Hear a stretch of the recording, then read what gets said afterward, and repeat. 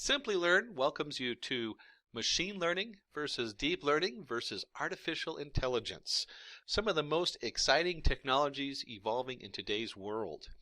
My name is Richard Kirschner, and I'll be hosting this talk for Simplilearn.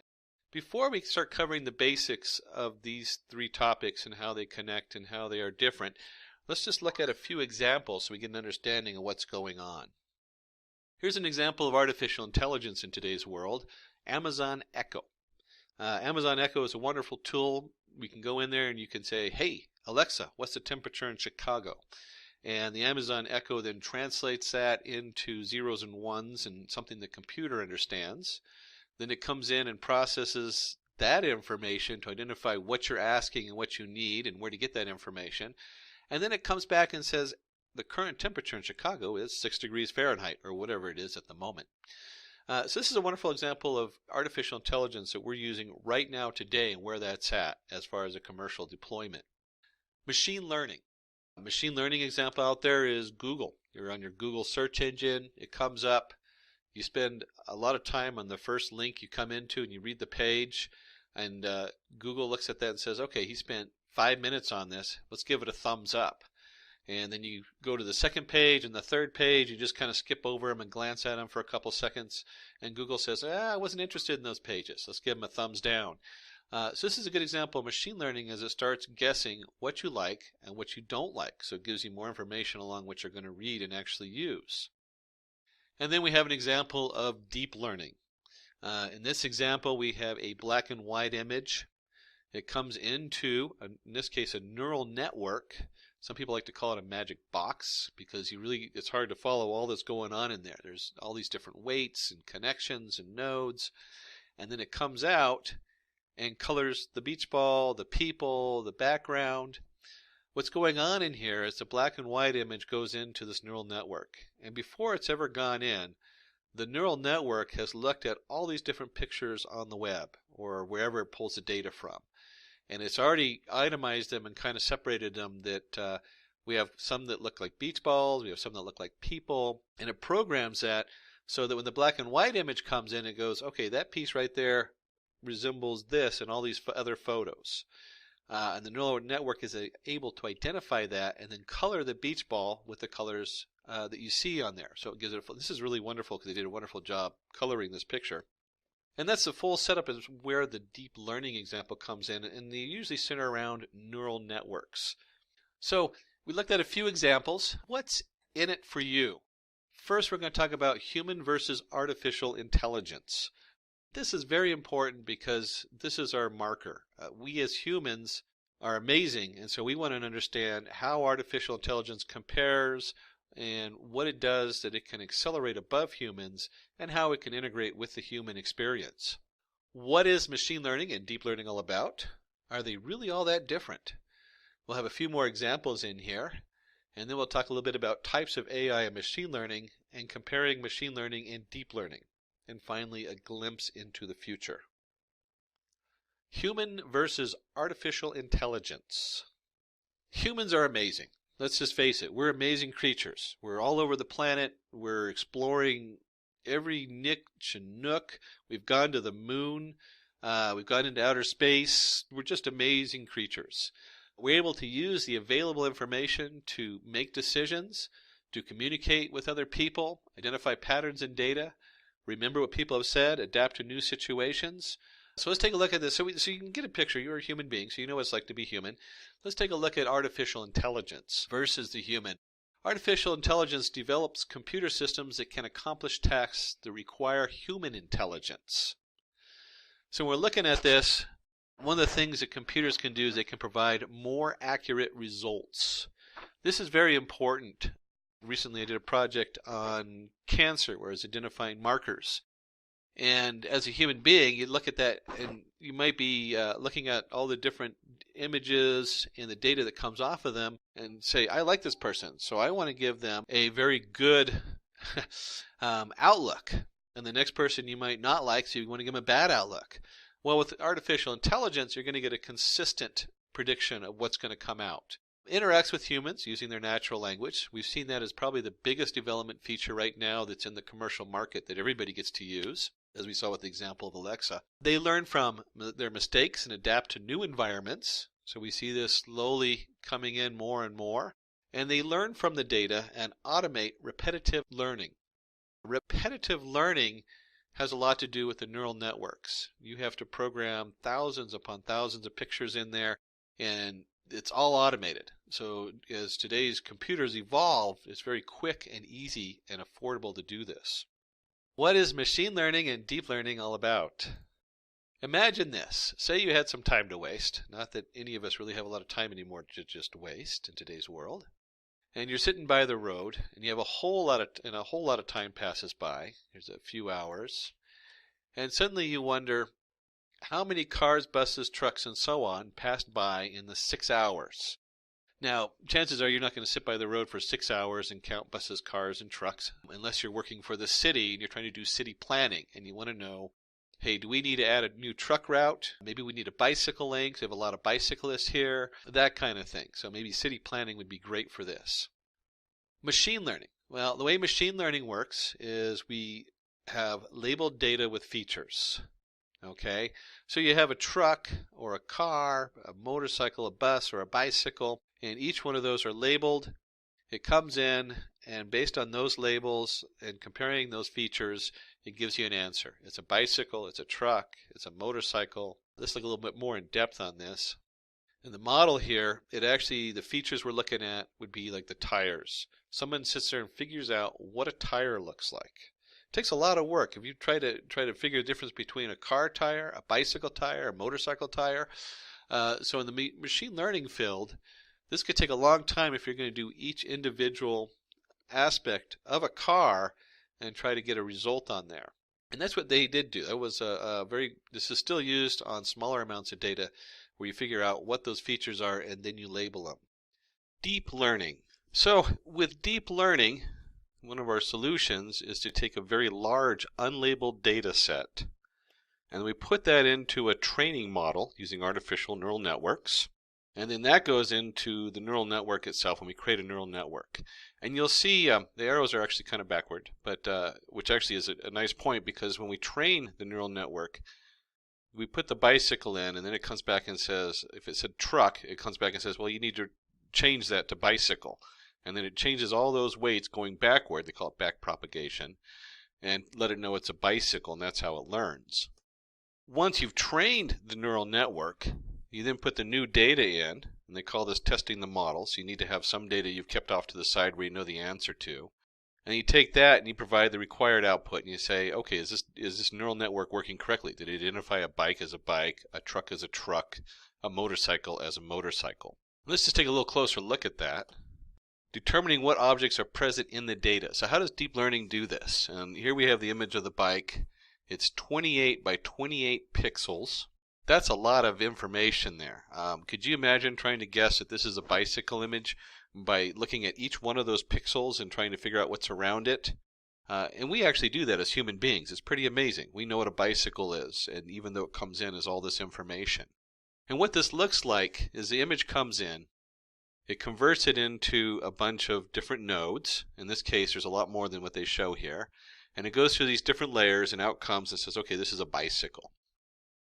A lot of times they call this the magic black box. Why? Because as we watch it go across here, all these weights and all the math behind this, and it's a little complicated on the math side. You really don't need to know that when you're programming or working with the deep learning. But it's like magic. You don't know, you really can't figure out what's going to come out by looking what's in each one of those dots and each one of those lines are firing and what's going in between them. So we like to call it the magic box. So that's where deep learning comes in. And in the end, it comes up and you have this whole neural network that comes up and it says, okay, we fire all these different pixels and we connects all these different dots and gives them different weights and it says, okay, this is a bicycle. And that's how we determine what the object is present in the data with deep learning. Machine learning. We're going to take a step into machine learning here, and you'll see how these fit together in a minute. The system is able to make predictions or take decisions based on past data. That's very important for machine learning, is that we're looking at stuff, and based on what's been there before, we're creating a decision on there. We're creating something out of there. We're coloring a beach ball. We're telling you what the weather is in Chicago. What's nice about machine learning is a very powerful processing capability. It's quick and accurate outcomes, so you get results right away. Once you program the system, the results are very fast. And the decisions and predictions are better. They're more accurate, they're consistent. You can analyze very large amounts of data. Some of these data things that they're analyzing now are petabytes and terabytes of data. It would take hundreds of people hundreds of years to go through some of this data and do the same thing that the machine learning can do in a very short period of time. And it's inexpensive compared to hiring hundreds of people. So it becomes a very affordable way to move into the future is to apply the machine learning to whatever businesses you're working on. And deep learning. Systems think and learn like humans using artificial neural networks. Again, it's like a magic box. Performance improves with more data. So the more data the deep learning gets, the more it gives you better results. It's scalability, so you can scale it up, you can scale it down, you can increase what you're looking at. Currently, we're limited by the amount of computer processing power as to how big that can get, but that envelope continually gets pushed every day on what it can do. Problem solved in an end-to-end method, so instead of having to break it apart, and you have the first piece coming in and you identify tires, and the second piece is identifying labeling handlebars, and then you bring that together that if it has handlebars and tires, it's a bicycle, and if it has something that looks like a large square, it's probably a truck. The neural networks does this all in one network. You don't really know what's going on in all those weights and all those little bubbles, but it does it pretty much in one package. That's why the neural network systems are so big nowadays and coming into their own. Best features are selected by the system. And this is important. They kind of put it's on a bullet on the side here. It's a subset of machine learning. This is important. When we talk about deep learning, it is a form of machine learning. There's lots of other forms of machine learning, data analysis, but this is the newest and biggest thing that they apply to a lot of different packages, and they use all the other machine learning tools available to work with it. And it's very fast to test. You put in your information, you then have your group of tests, and then you held some aside, you see how does it do. It's very quick to test it and see what's going on with your deep learning and your neural network. Are they really all that different? AI versus machine learning versus deep learning. Concepts of AI. So we have concepts of AI. You'll see natural language processing, machine learning, an approach to create artificial intelligence. So it's one of the subsets of artificial intelligence. Knowledge representation, automated reasoning, computer vision, robotics, machine learning versus AI versus deep learning, or AI and machine learning and deep learning. So when we look at this, we have AI with machine learning and deep learning. And so we're going to put them all together. We find out that AI is the big picture. We have a collection of books. It goes through some deep learning. The digital data is analyzed. Text mining comes through. The particular book you're looking for, maybe it's a genre of books, is identified. And in this case, we have a robot that goes and gives a book to the patron. I have yet to be at a library that has a robot bring me a book, but that will be cool when it happens. So we'll look at some of the pieces here. This information goes into, as far as this example, the translation of the handwritten printed data to digital form. That's pretty hard to do. That's pretty hard to go in there and translate hundreds and hundreds of books and understand what they're trying to say if you've never read them. So in this case, we used a deep learning because you can already use examples where they've already classified a lot of books, and then they can compare those texts and say, oh, okay, this is a book on automotive repair. This is a book on robotic building. The digital data is then analyzed. Then we have more text mining using machine learning.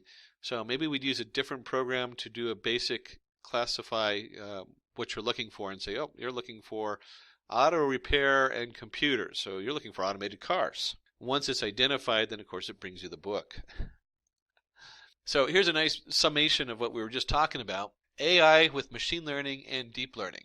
Deep learning is a subset of machine learning, which is a subset of artificial intelligence.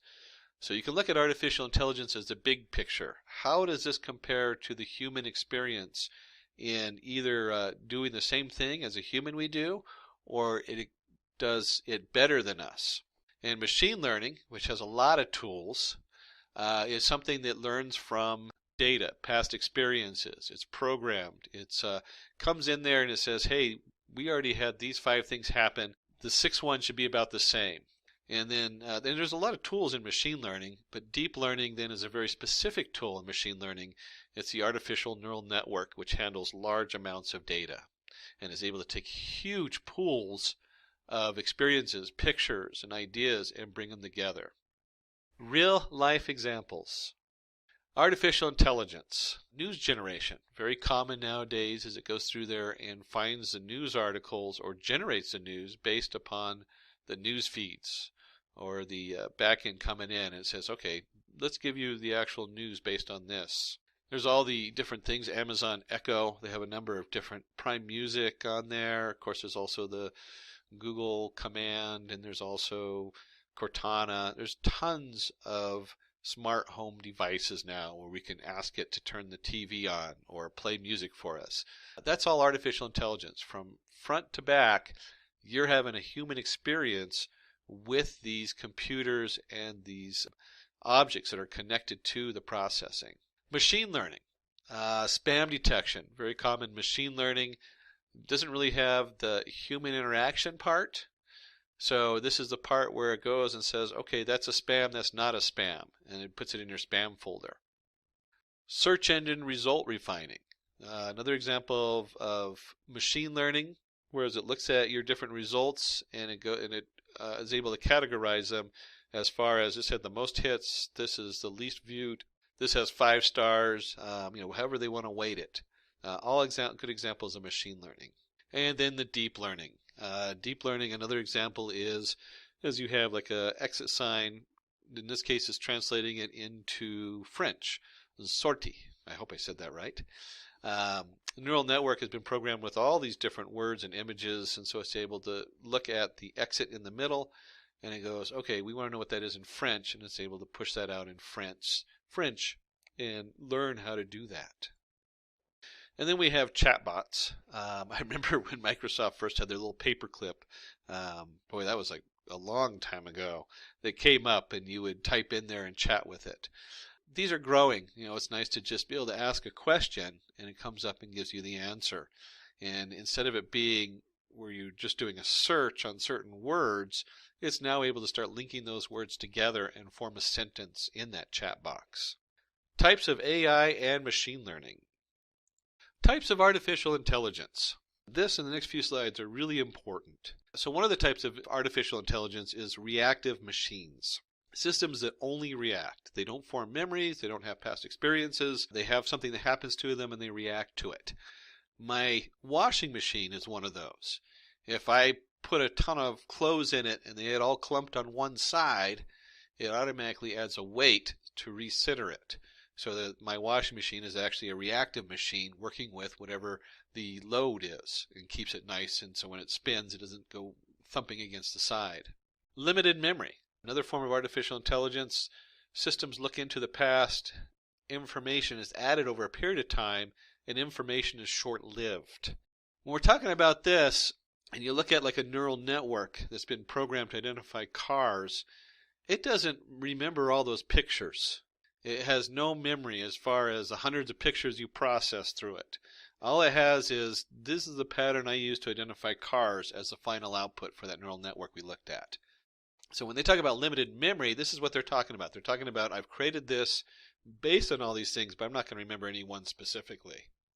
Theory of mind. Systems being able to understand human emotions and how they affect decision making to adjust their behaviors according to their human understanding. This is important because this is our page mark. This is how we know whether it is an artificial intelligence or not. Is it interacting with humans in a way that we can understand? Without that interaction, is just an object. So when we talk about theory of mind, we really understand how it interfaces. That whole, if you're in web development, user experience would be the term I would put in there.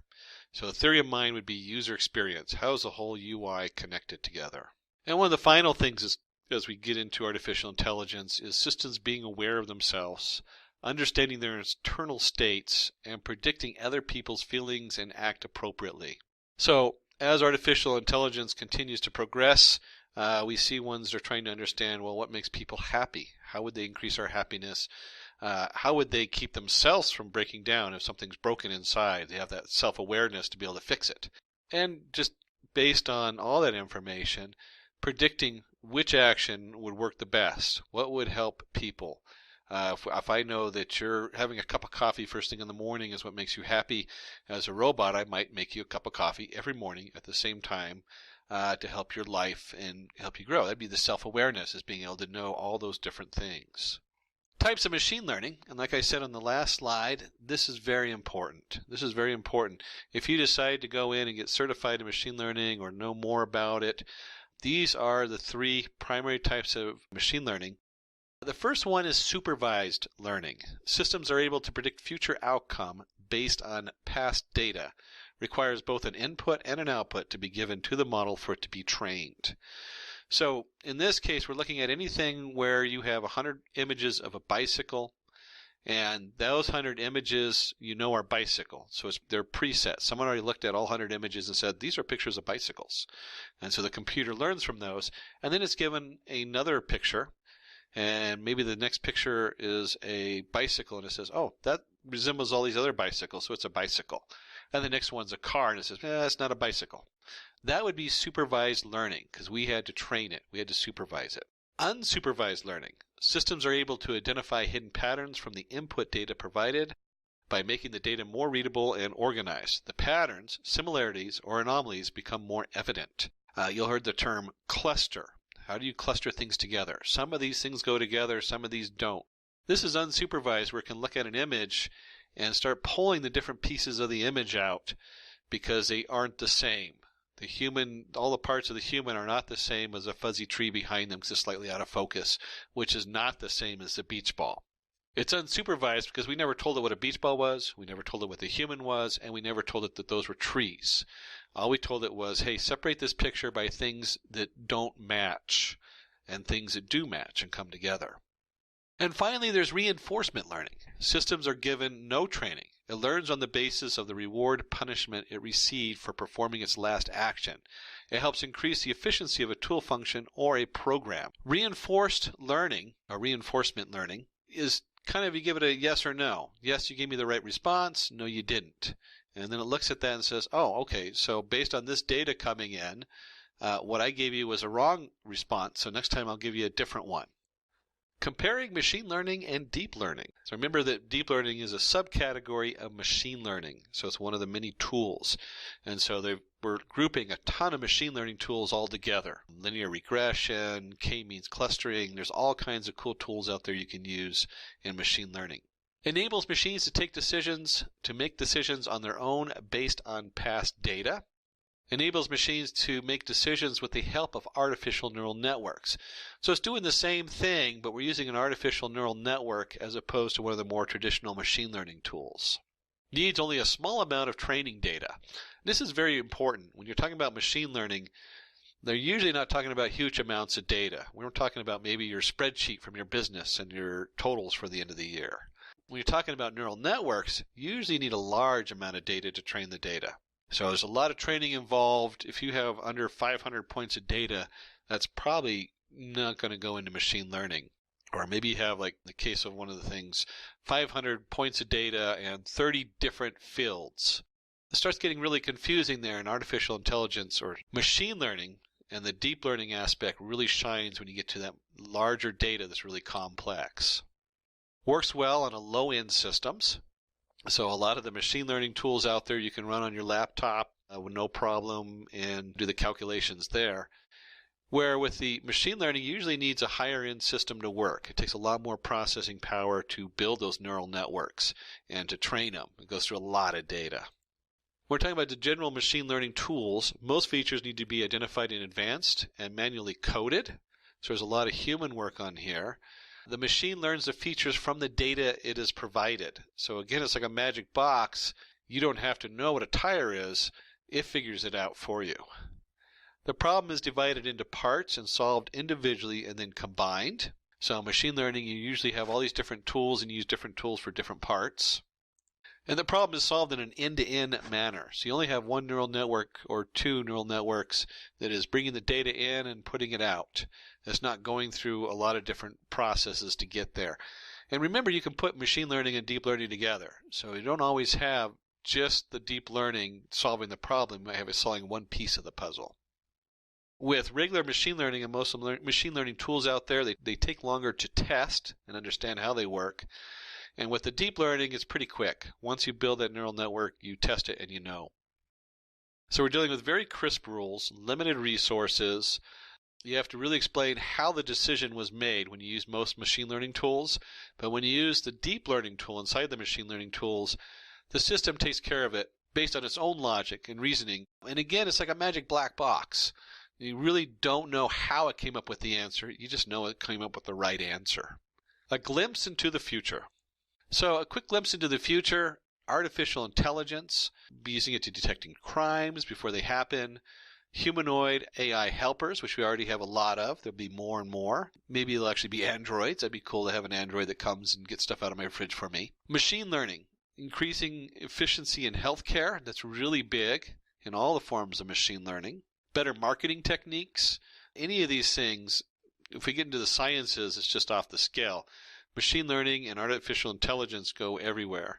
And then the subcategory deep learning, increased personalization. So what's really nice about the deep learning is it's going to start now catering to you.